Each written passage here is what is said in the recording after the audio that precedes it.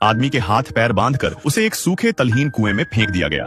इस नाजुक मौके पर कुएं के नीचे पड़ी एक सूखी घास की गठरी ने उसकी जान बचा ली। जब उसे होश आया तो उसकी नजर पास ही पड़े एक कंकाल पर पड़ी। उसे देखकर वह इतना डर गया कि कुछ पल के लिए अपने दर्द को भी भूल गया। थोड़ी देर बाद जब वह शांत हुआ तो उसने रस्सियों से खुद को छुड़ाने की कोशिश की।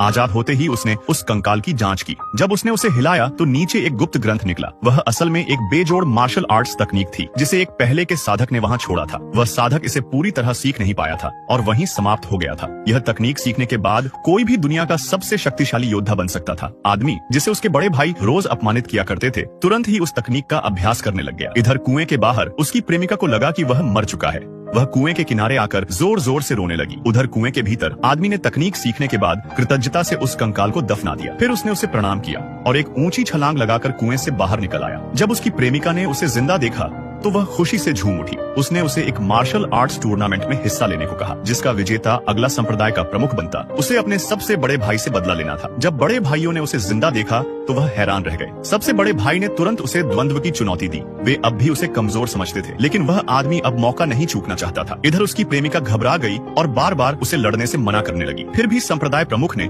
लड़ाई को स्वीकृति दे दी। युद्ध शुरू हुआ। सबसे बड़े भाई ने अपनी सबसे घातक चाल चला। सभी को लगा कि वह आदमी बुरी तरह घायल हो जाएगा लेकिन उसने बड़ी आसानी से उस हमले को चकमा दे दिया और सिर्फ एक हथेली से पलटवार कर दिया। बड़ा भाई उसकी ताकत देखकर हैरान रह गया। उस आदमी ने केवल एक घूंसे से उसे दूर फेंक दिया। जिद्दी बड़े भाई फिर से हवा में छलांग लगाकर वार करने आया लेकिन उस आदमी ने एक हाथ उठाकर उसे हवा में गोल गोल घुमाना शुरू कर दिया। इस तरह आदमी ने बड़ी आसानी से अपने भाई को हरा दिया। हार मानकर भाई घुटनों पर बैठ गया और अपने सारे गुनाहों को कबूल कर माफी मांगने लगा। गुस्साई भीड़ ने न्याय की मांग की। संप्रदाय प्रमुख ने तुरंत उसे संप्रदाय से निष्कासित कर दिया और इस तरह आदमी अगला संप्रदाय का प्रमुख बन गया।